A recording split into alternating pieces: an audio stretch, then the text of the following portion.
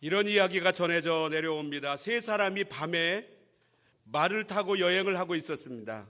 그런데 도중에 이상한 한 나그네를 만났습니다. 이 나그네는 그들에게 말했습니다. 얼마 가지 않아 마른 시내 하나를 건너게 될 것이요, 당신들이 그곳의 시냇가에 도착하거든 말에서 내리시오.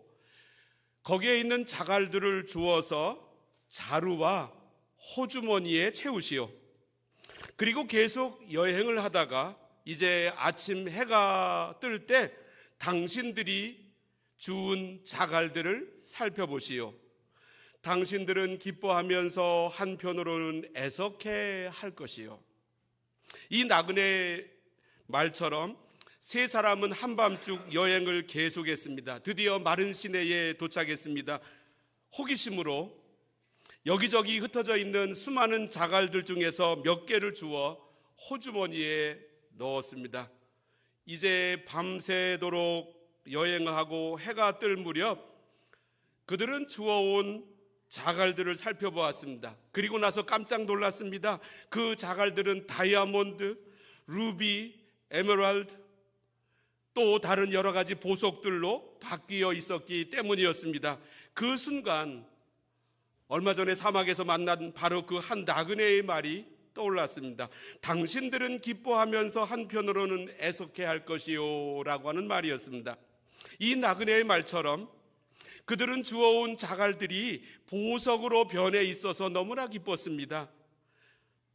그와 동시에 그 수많은 자갈들을 더 많이 주워오지 않은 것에 대하여 너무나도 애석하게 생각했습니다.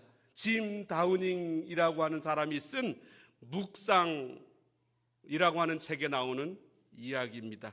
하나님은 수많은 보석을 성경에 담아 놓으셨습니다. 그렇지만 지금 당장에는 그 엄청난 보석들이 보석으로 보이지 않습니다.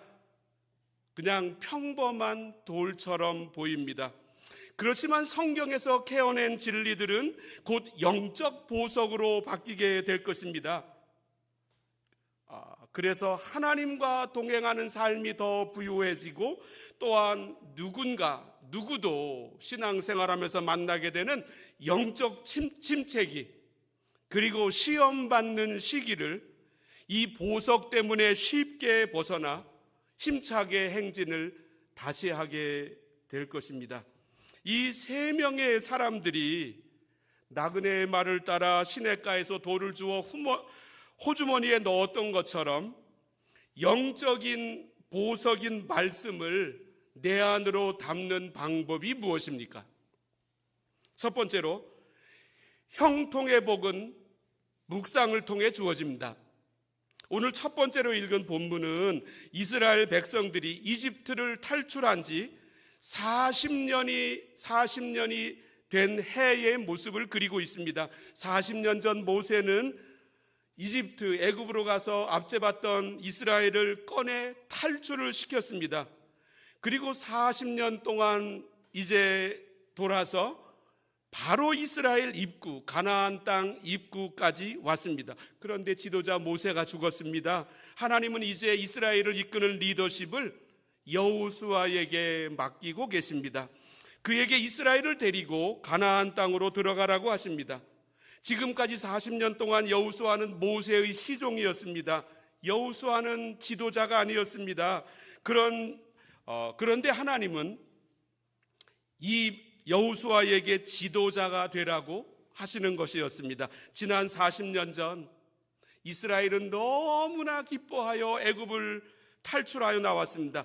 그렇지만 이스라엘 백성들은 가나안 땅에 들어가지 못하고 애굽에서 나온 모든 사람들은 다 광야에서 죽었습니다. 이 요단강만 건너가면 바로 가나안 땅인데 애굽에서 나온 모든 사람들은 여기에 들어갈 수가 없었습니다. 왜냐하면 그들은 불평했고 원망했고 불신앙으로 가득했기 때문입니다. 지난 40년 동안 이 여호수아는 이들의 모습을 다 지켜보았습니다. 그것을 다 알고도 지도자가 되는 것은 그에게 결코 쉽지 않았습니다. 하나님은 이러한 여호수아의 두려움을 잘 알고 있었습니다. 그래서 그에게 형통의 복, 평탄의 비결을 가르쳐 주셨습니다. 오늘 첫 번째로 읽은 여호수아서 1장 8절의 말씀을 제가 읽습니다. 이 율법책을 내 입에서 떠나지 말게 하며 주야로 그것을 묵상하여 그 안에 기록된 대로 다 지켜 행하라. 그리하면 네 길이 평탄하게 될 것이며 내가 형통하리라. 이 율법책을, 즉 하나님의 말씀을 아침 저녁으로 주야로 묵상하라고 하십니다. 그리하면 내 길이 평탄하게 될 것이고 내가 형통하리라고 하나님은 약속하셨습니다. 하나님은 자신의 엄청난 보화를 성경책 말씀 안에 담아 놓으셨습니다. 이 말씀을 내 것으로 가지게 되면 내 인생이 평탄하고 형통하게 될 것이라고 말씀하셨습니다. 그런데 이 보화를 내 호주머니에 담는 방법이 바로 말씀을 묵상하는 것입니다. 말씀 묵상은 우리를 평탄과 형통으로 인도하시는 하나님의 놀라운 선물입니다. 독일의 클라우스 웨스터만이라고 하는 학자가 말하기를 우리 성경의 시편이라고 하는 이름 아래 150개의 시가 있는데 그 150개 안에 두 개의 기둥이 있다고 합니다. 하나는 시편 1편, 다른 하나는 시편 119편. 이 두 시를 축으로 다른 시들이 이렇게 배열되어 있다라고 하는 것입니다. 그런데 이 두 개의 시편 중에 하나인 시편 1편에서도 형통을 약속하셨습니다. 화면에서 시편 1편 3절을 제가 읽어봅니다. 그는 시냇가에 심은 나무가 철을 따라 열매를 맺으며 그 잎사귀가 마르지 아니함 같으니 그가 하는 모든 일이 다 형통하리로다. 우리는 복을 사모합니다. 그래서 새해 인사도 새해 복 많이 받으세요 이렇게 했습니다. 그런데 복 있는 사람은 누구입니까? 이 형통의 복이 언제 주어집니까? 바로 이 말씀 위에 있는 1절과 2절의 모습을 통해서입니다. 1절과 2절을 읽어보면 복 있는 사람은 악인들의 꾀를 따르지 아니하며 죄인들의 길에 서지 아니하며 오만한 자들의 자리에 앉지 아니하고 2절 오직 여호와의 율법을 즐거워하여 그의 율법을 주야로 묵상하는도다. 하나님은 우리에게 형통의 복, 평탄의 복을 약속하셨는데 오직 하나님의 말씀을 묵상하는 사람만이 복 있는 사람이라고 또한 말씀하십니다. 여호수아에게 주셨던 평탄과 형통의 복이나 시편 1편에서 주시는 형통의 비결은 똑같습니다. 그것은 바로 말씀을 묵상하는 것입니다. 하나님은 이 말씀 묵상 안에 이 놀라운 복을 담아 놓으셨습니다. 새 여행자가 한밤중에 나그네 한 명을 만나서 들은 이야기, 장차 보석으로 변할 돌을 호주머니에 담는 행동이 바로 말씀 묵상입니다. 말씀 묵상을 통하여 성경에서 꺼낸 진리는 영적인 보석으로 바뀔 것입니다. 우리들의 삶은 더욱더 부요해질 것입니다. 뿐만 아니라 누구나 만나게 되는 영적인 침체기, 그리고 신앙생활하면서 우리들 삶을 찾아오는 많은 시험들을 능히 이기도록 만들게 될 것입니다. 뿐만이 아닙니다.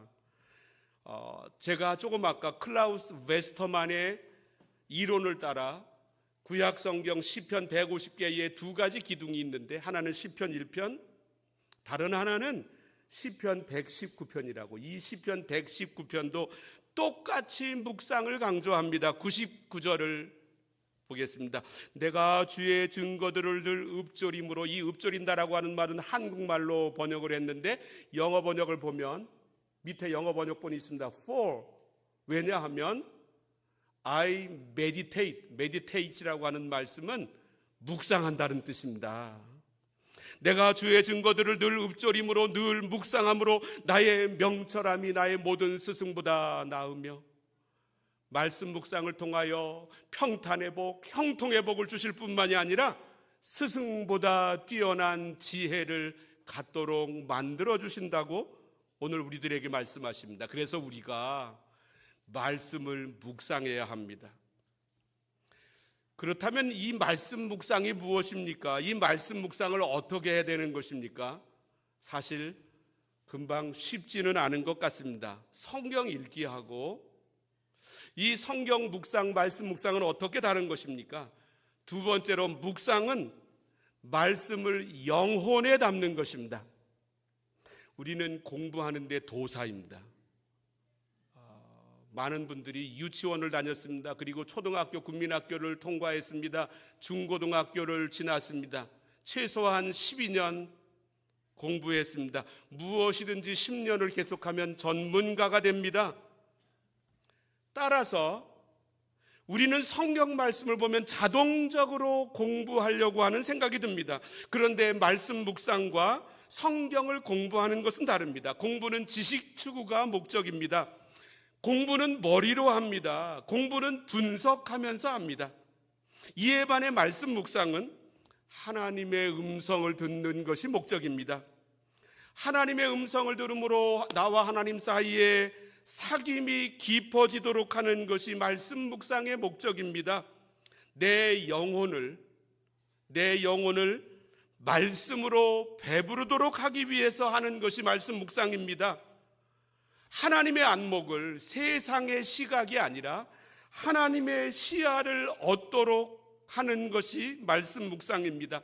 하나님의 지시하심을 받기 위해 하는 것이 말씀 묵상입니다. 그래서 이 말씀 묵상은 머리로 하지 않고 영혼으로 합니다. 인격의 차원에서 하는 것이 말씀 묵상입니다. 성경 공부가 성경을 머리로 이해하고 해석하는 것이라고 한다면 성경 묵상은 이 말씀을 머리로가 아니라 내 마음에 담는 것입니다. 독일의 목사님 히틀러를 암살하려다가 체포되어서 독일 패망 2주 전에 형장의 이슬로 사라졌습니다. 쓰러졌습니다. 이 디트리 보네포의 유명한 말입니다. 사랑하는 사람의 말은 분석하지 않는다. 외워보심직도 하십니다. 사랑하는 사람의 말은 분석하지 않는다. 사랑하는 사람의 말은 있는 그대로 받아들입니다. 만약 상대방의 말을 분석하려 한다면 이미 다 끝나버린 얘기입니다. 비록 내가 분석한 뒤에 그 사람 말이 옳다 할지라도 그 말을 그대로 받아들이려고 하지 않습니다. 사랑이 식었기 때문에 분석하는 것입니다. 그래서 여전히 머리에만 머물고 있는 것입니다. 아직도 마음에 담지를 못한 것입니다. 마음에 담는 것은 무엇을 가리킵니까?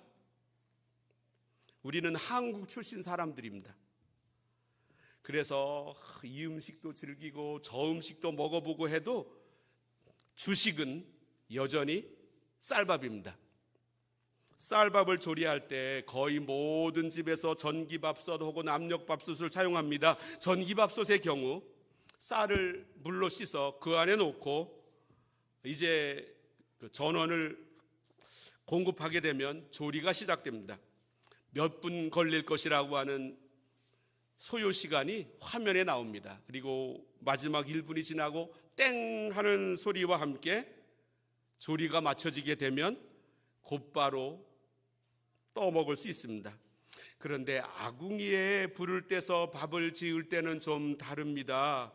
밥을 솥에 앉힌 다음에 불을 충분하게 떼었습니다. 맛있는 밥 냄새가 부엌으로부터 막 스며들기 시작합니다. 그럼에도 불구하고 어느 정도 시간을 그대로 내버려 둡니다. 소위 뜸이 드는 시간입니다. 실제로 밥이 다 되었기 때문에 곧바로 떠서 먹는 밥과 그 이후로 충분한 시간 동안 뜸을 들인 밥에는 맛에서 굉장한 차이가 있습니다. 그런데 이 뜸을 들이는 것은 비단 밥을 지을 때만은 아닙니다. 우리는 여기에 와서 스테이크를 먹습니다. 소고기 스테이크, 돼지 스테이크. 그런데 스테이크 전문집에 가보면 금방 잡아온 고기를 요리하지 않습니다. 어떤 온도, 어떤 습도의 환경에다 고기를 넣어놓고 일정한 기간 동안 그 안에서 보내도록 합니다. 그래야 맛이 숙성이 된다는 것입니다. 금방 잡은 고기로 만든 요리와 정성스럽게 숙성시킨 고기로 만든 요리는 음식 맛에서 완전한 차이가 있습니다. 우리가 먹은 음식은 입을 통하여 위로 내려갑니다. 그리고 장으로 흘러들어갑니다. 그런데 동물 중에서 소는 위가 4개나 있습니다. 소는 입을 통하여 풀이나 사료 등의 먹이를 먹습니다. 그리고 나서 먹는 일을 다 끝냈습니다. 신비롭게도 소는 자기가 이미 먹었던 것을 다시 입으로 꺼내냅니다. 지금 별도로 음식을 먹고 있지도 않는데 계속 거품을 물면서 입을 움직입니다. 소위 되새김질을 합니다. 이렇게 하여 소는 이미 먹은 먹이를 완전히 소화시킬 수 있고, 이렇게 소화된 먹이는 부드러운 우유로 변하게 됩니다. 말씀 묵상도 마찬가지입니다. 우리는 성경 읽기를 통하여 말씀을 우리들의 머릿속에 담습니다. 그리고 묵상을 통하여 머릿속에 있는 말씀이 우리의 영혼 속으로, 우리의 마음 속으로 흘러 들어가도록 합니다. 말씀이 머리에 남아있지 않고 내 마음으로, 내 영혼으로 들어가도록 하는 것이 바로 말씀 묵상입니다. 자, 우리가 무엇을 공부할 때 내가 주체가 되고 공부하는 과목이 객체가 됩니다. 내가 공부하는 것입니다. 그것을 주체인 나와 객체인 책이나 물체에 대한 구분이 명확합니다. 내가 책을 읽는 것입니다. 시간이 지나도 바뀌지 않습니다. 그런데 말씀 묵상은 다릅니다. 처음에는 내가 말씀을 읽습니다. 내가 주체이고 성경 말씀이 객체입니다.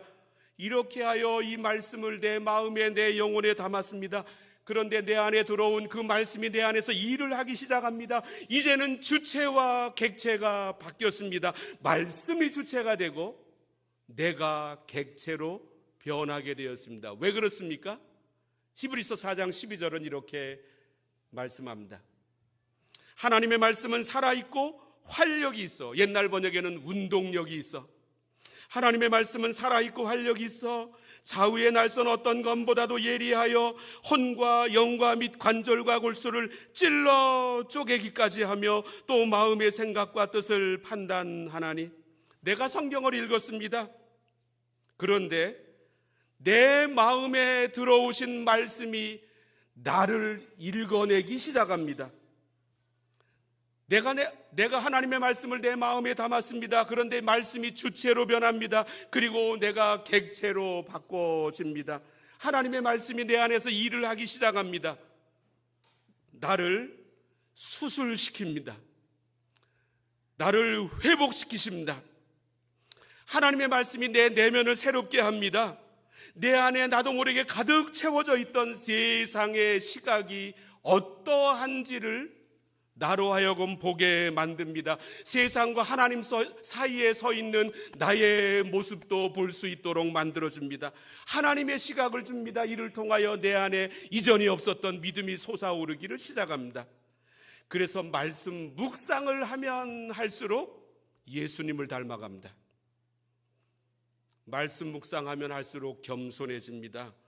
말씀이 내 삶 속에서 주체가 되어 나를 바꿔나가기 시작하기 때문입니다. 세 번째로, 말씀 묵상은 나를 관찰자에서 참여자로 바꿉니다. 리차드 포스터라고 하는 분이 유명한 책 기도, 제목입니다. 영어로 prayer, 기도라고 하는 책을 썼습니다. 거기에서 자신이 신학대학원에서 가르쳤던 한 학생 이야기를 소개합니다. 학생의 이름은 짐 스미스입니다. 리차드 포스터 밑에서 학교 과정을 마친 그는 미국의 동부에 있는 아이빌리그 유명한 학교 대학원에 지나가요 계속 공부를 진행했습니다. 그런데 그 학교로 들어가 공부를 계속한 지 2년째를 지나면서 자신의 영적 생활에 많은 갈등을 겪었습니다. 그래서 이 짐은 별도로 떨어진 수양관으로 가서 개인 수양의 시간을 갖기로 정했습니다. 수양관에 도착하여 이 한 주간 동안 나에게 영적 지도를 해줄 수도사 한 사람을 소개받았습니다. 그런데 이 짐 스미스 학생은 곧 실망하고 말았습니다. 왜냐하면 이 수도사의 옷, 추리닝 옷, 그 아래로 조깅화가 보였기 때문이었습니다. 아디다스 조깅화라니. 이 짐은 상상하기를 수염이 좀 나고 당대의 지혜로 가득한 현인을 기대하고 있었습니다. 그런데 나를 양육할 수도사가 조깅이나 하는 사람이라니. 이 수도사는 짐에게 단 하나만의 과제를 내주었습니다. 그것은 누가복음 1장에 나오는 천사 가브리엘이 나사렛에 있는 마리아라고 하는 정혼한 여자를 찾아가서 하나님의 성령으로 아기 예수를 잉태하게 된다는 말을 시작하고 맨 마지막에 마리아가 여기에 응답하는 내용을 묵상해 오라고 하는 과제였습니다. 이게 전부였습니다. 짐은 자기 방으로 돌아갔습니다. 성경을 펼쳐들고 이렇게 중얼거렸습니다. 예수님의 수태고지 탄생 기사라 아마도 1000번은 더 읽었을걸? 처음 2-3시간 동안 여느 훌륭한 주석가가 그러하듯이 말씀을 쪼개고 분석하여 나중에 설교로도 사용할 수 있는 몇 가지의 아주 유용한 통찰력을 얻게 되었습니다. 그리고 그 나머지 시간을 말없이 빈둥거리며 보냈습니다. 다음 날 짐은 수도사를 만났습니다. 자기의 영적 생활에 대하여 그와 상의하기 시작했습니다. 그때 수도사는 어제 짐에게 내준 과제에 그 성경 말씀 묵상이 어떻게 되었느냐고 물었습니다. 짐은 자기가 그 말씀에서 깨달은 바를 나누며 그 수도사도 탁월한 자기의 해석을 감동해 주기를 바랐으나 그렇지를 못했습니다. 수도사가 물었습니다. 그 말씀을 읽은 목적이 무엇입니까? 짐이 대답하기를 목적이요? 그야 본문의 의미를 잘 이해하는 것이 아니겠습니까? 수도사가 물었습니다. 그 외에 다른 목적은 없습니까? 짐은 잠시 말을 잇지 못했습니다. 아니요, 그 밖에 다른 목적이라고 하는 것이 있나요? 수도사가 말을 합니다. 예, 말씀 속에는 본문이 말하고 있는 것이 무엇인지, 그 뜻이 무엇인지 하는 것 외에 우리가 찾아내야 할 그 이상의 것이 있습니다. 이를테면 그 본문은 지금 무슨 말씀을 하고 있는가, 내가 감동받은 것은 무엇인가, 더욱더 중요한 것은 그 말씀을 읽으면서 하나님을 경험했는가입니다. 이 수도사는 어제 내준 똑같은 이 본문을 다시 숙제로 내주면서 하루 종일 묵상하되 머리로 할 것이 아니라 마음으로 묵상하며 읽으라고 권면했습니다. 짐은 온 종일 수도사가 가르쳐준 대로 시험 삼아 해보았습니다. 그러나 실패에 실패를 거듭했습니다. 밤이 되었습니다. 본문을 거의 암송할 정도가 되었습니다. 그러나 여전히 말씀에는 생명력이 없었습니다. 짐은 적막했습니다. 마치 귀머거리가 된 듯 했습니다. 그 다음 날 아침이 되었습니다. 또다시 수도사를 만났습니다. 짐은 낙심하여 수도사에게 당신의 지도대로 내가 할 수가 없었습니다. 이렇게 고백했습니다. 바로 그때 아디다스 조깅화 뒤에 감추어져 있던 그의 지혜가 여실히 드러났습니다. 짐, 당신은 너무나 힘들게 노력하고 있습니다. 당신은 하나님을 조종하려고 하고 있습니다. 이 본문으로 다시 돌아가 이번에는 하나님께서 당신에게 주시는 것이라면 무엇이든지 받겠다는 자세로 마음의 문을 열어보십시오.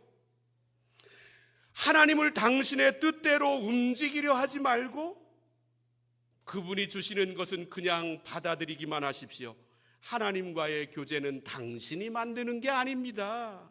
그것은 마치 잠자는 것과 비슷합니다. 당신이 스스로 잠잘 수는 없습니다. 단지 잠잘 수 있는 조건을 만들 뿐입니다. 당신이 이제 해야 할 일은 그 조건을 만드는 것뿐입니다. 성경을 천천히 펴서 읽으십시오. 그리고 귀를 기울이고 가만히 묵상해 보십시오. 짐은 자기 방으로 돌아가 그 말씀을 읽기 시작했습니다. 아무 일도 일어나지 않았습니다. 정오가 되어 그는 천장을 쳐다보면서 소리쳤습니다. 저도 포기했습니다. 하나님이 이기셨습니다. 예상했던 대로 아무런 응답이 없었습니다. 그는 책상 위에 엎드려서 울기 시작했습니다. 잠시 후에 성경책을 펼쳐들어 그 본문을 다시 한번 읽었습니다. 낯익은 본문이었지만 어딘가 달라 보였습니다. 먼저 자신의 머리와 마음이 부드러워짐이 느껴졌습니다. 그리고 마리아가 한 대답이 꼭 나의 말처럼 느껴졌습니다. 누가복음 1장 38절을 열어주시면 마리아가 이르되 천사에게 마리아가 이르되 주의 여종이오니 말씀대로 내게 이루어지이다 하매 천사가 떠나가니라. 주의 여종이오니 주의 여종이오니 주의 여종이오니 말씀대로 내게 이루어지이다 말씀대로 내게 이루어지이다 말씀대로 내게 이루어지이다. 이 말씀들이 계속 자신의 머릿속을 맴돌았습니다. 그때 바로 이 순간 하나님께서 그에게 말씀하셨습니다. 마치 친구에게 말씀하시듯 하나님과 이 짐의 대화는 계속되었습니다. 하나님에 대하여, 마리아에 대하여, 그리고 짐 스미스 자신에 대한 대화가 계속되었습니다. 하나님은 이 짐으로 하여금 마리아가 가졌던 느낌, 마리아의 의심, 마리아의 두려움, 나는 이미 정혼한 남자가 있는 사람인데 아기 예수님을 갖게 된다면 내 신혼은 빼앗긴다는 것이 아닌가. 이 아이가 내 몸에 생긴다고 한다면 이 사실을 정혼한 요셉에게 어떻게 설명해 줄 수 있단 말인가. 마리아의 느낌, 마리아의 의심, 마리아의 두려움 뿐만 아니라 맨 마지막에 마리아의 믿기지 않는 신앙의 답변, 주의 여종이오니 말씀대로 내게 이루어지이다. 이 말도 안 되는 신앙의 답변을 마치 자기의 답변처럼 체험하게 되었습니다. 왜냐하면 마리아가 가졌던 느낌, 마리아의 두려움, 마리아의 의심은 바로 그동안 이 짐이 가졌던 두려움과 의심이었기 때문입니다. 하나님께서는 이 말씀을 통하여 지금까지 짐이 가지고 또 아파했던 지난날의 상처까지도 어루만져 주셨습니다. 짐 자신도 믿을 수가 없었지만 천사가 마리아에게 한 말, 네가 하나님께 은혜를 입었느니라 라고 하는 말씀은 하나님께서 짐 자신에게 하시는 말씀으로 느껴졌습니다. 마리아가 놀라서 어찌 이런 일이 있으리까 반문한 것은 바로 짐 자신의 질문이기도 했습니다. 짐은 하나님의 품 안에 안겨 눈물을 흘리기 시작했습니다. 그리고 이 구절 속에는 천사가 마리아에게 앞으로 어떻게 일들이 진행될 것이라고 하는 알려준 내용이 나옵니다. 그렇다면 짐의 미래는, 하나님은 짐의 앞길 속에서 그의 인생이 어떻게 흘러갈 것인가에 대해서도 말씀해 주셨습니다. 짐은 밖으로 나갔습니다. 기도하며 산책하는 시간을 가졌습니다. 그리고 맨 마지막에 말씀대로 내게 이루어지이다 라고 하는 마리아의 기도를 자신의 기도로 고백할 수 있었습니다. 짐은 여기에서 자기의 인생의 주권을 하나님 앞에 포기했습니다. 그동안 하나님께서 나의 주인 되어 나를 다스려 나가신다는 새로운 주권을 발견하게 된 것입니다. 스코틀랜드의 유명한 설교가 알렉산더 화이트는 이렇게 말했습니다. 성경은 온통 나의 자서전과 같다. 아까 사랑하는 사람의 말은 분석하지 않는다라고 하는 디트리 본 헤퍼의 말처럼 성경은 온통 나의 자서전과 같다. 이 말씀도 외워 봄직합니다. 창세기 22장에는 하나님께서 아브라함에게 그를 시험하기 위하여 아들 이삭을 모리아 땅으로 가서 제물로 바치라고 하는 말씀이 나옵니다. 우리는 이 말씀을 읽을 때 나하고 전혀 상관없는 이야기라고 생각하고 내가 아브라함의 입장이 아니라고 하는 사실을 감사하며 읽을 수는 없습니다. 왜냐하면 사실 따지고 보면 우리 모두는 아브라함의 입장에 서 있기 때문입니다. 창세기 22장 2절 말씀을 여호와께서 이르시되 내 아들 내 사랑하는 독자 이삭을 데리고 모리아 땅으로 가서 내가 내게 일러준 한 산 거기서 그를 번제로 드리라. 이 구절을 역사책 보듯이 지금으로부터 한 4천여 년 전에 일어난 일로 그냥 정보로 알고 끝낼 수가 있겠습니까? 말씀 묵상은 나를 아브라함으로 세웁니다.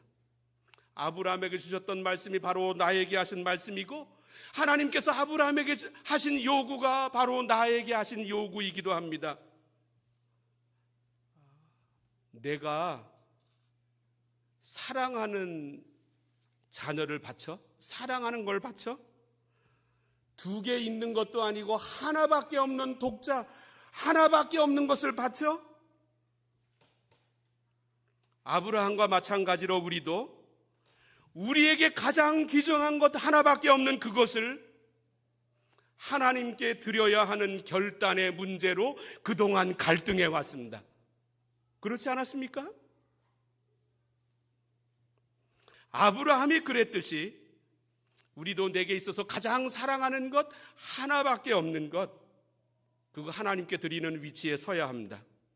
아브라함은 그 이후를 읽어보니까 3절 말씀 혹시 있습니까? 없으면 아브라함이 아침에 일찍 일어나 그 길을 떠났습니다. 저는 캐나다로 오기 전에 28, 29살 나이에 저 충남 부여에 있는 가덕리 시골 아름다운 교회에 담임 목회를 했습니다. 그때 저는 조경태 목사님이라고 하는 분을 부흥의 강사로 모시고 그분이 어떤 설교를 하시는지 전혀 이해가 없는 상태에서 부흥의 시간을 맞이했습니다. 근데 이분이 어느 날 본인 교회의 주일 예배 이야기를 하시는 거였습니다. 어느 날 교회에서 아브라함 이야기를 주일에 설교하셨답니다. 내게 있어서 가장 사랑하는 것, 그리고 두 개 중에 하나가 있는 하나밖에 없는 것을 아브라함처럼 하나님께 바치라고 하십니다. 그랬더니 어떤 경우는 당시에 막 처음 나와서 모든 사람이 부러워하던 VCR 테이프 재생기, 그 비디오 테이프, 그 VCR, VTR이라고도 알려져 있고 이 VCR 재생기를 들고 교회에 와서 바치더랍니다. 제가 이것을 가장 사랑했습니다. 다른 어떤 경우는 골프채를 가지고 와서 내가 지금까지 가장 사랑했던 것이라고 하면서 바치더랍니다. 하나님은 자기의 사랑하는 독자 이삭을 바쳤던 아브라함에게 이렇게 말씀하셨습니다. 창세기 22장 12절 사자가 이르시되 그 아이에게 내 손을 대지 말라, 그에게 아무 일도 하지 말라. 내가 내 아들 내 독자까지도 내게 아끼지 아니하였으니 내가 이제야 내가 하나님을 경외하는 줄을 아노라. 우리도 내가 가장 사랑하는 것 하나밖에 없는 그것 하나님 앞에 드리면 하나님 말씀하십니다. 내가 이제야 내가 하나님 경외하는 줄을 아노라. 이 음성을 듣게 될 것입니다. 우리는 성경 말씀을 우리 자신하고는 다른 제3자에게 한 이야기로 듣고 끝낼 수가 없습니다. 우리는 성경 말씀을 멀리에서 관찰하고 끝내는 신문기자의 정신으로 읽어나갈 수가 없습니다. 하나님은 우리를 수동적인 구경꾼이 아니라 적극적인 참여자로 부르고 계십니다. 알렉산더 화이트는 이렇게 말했습니다. 신약 성경을 펼치면 당신은 모든 순간 그리스도의 제자가 되어 그때 그 장면 그곳에 있게 되며 예수님 발 앞에 서게 된다. 당신은 세리가 되기도 하고 탕자가 되기도 하며 막달라 마리아가 되기도 하고 어떤 때는 현관에 서 있는 예수님이 붙잡혀가 있는데 바짝 따라가기는 싫고 예수님으로부터 멀리 떨어져 있는 베드로가 되기도 한다. 그리하여 신약 성경 전체가 당신의 자서전이 된다. 예수님께서 말씀하셨습니다.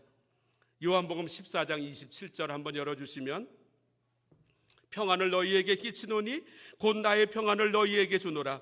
내가 너희에게 주는 것은 세상에 주는 것과 같지 아니하니라. 너희는 마음에 근심하지도 말고 두려워하지도 말라.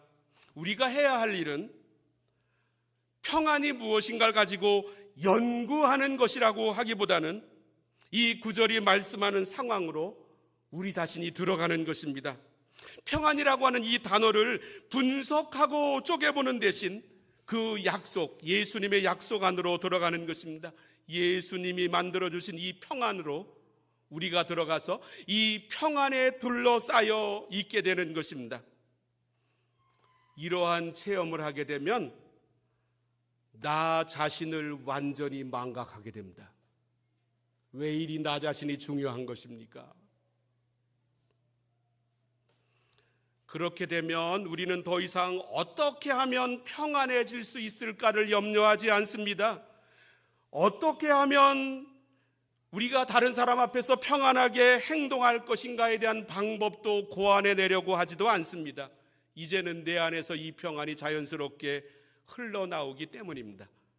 저 토마스 아켐피스라고 하는 사람이 유명한 고전 그리스도를 본바다를 지었는데 거기에서 이렇게 말합니다. 마음에 큰 평안이 있는 사람은 칭찬이나 비난에 관심을 갖지 않는다. 마음에 큰 평안이 있는 사람은 칭찬이나 비난에 관심을 갖지 않는다. 우리는 말씀을 멀리에서 관찰하는 태도에서 신문 기자가 써놓은 기사를 그냥 읽고 그런 일이 있었구나라고 결론 내리는 위치에서 이제는 그 속에 있는 인물로 참여하는 자세로 들어가야 합니다. 바로 이때 하나님께서 주신 놀라운 약속, 평탄과 형통의 복이 우리들에게 주어집니다. 기도하십니다. 하나님 아버지,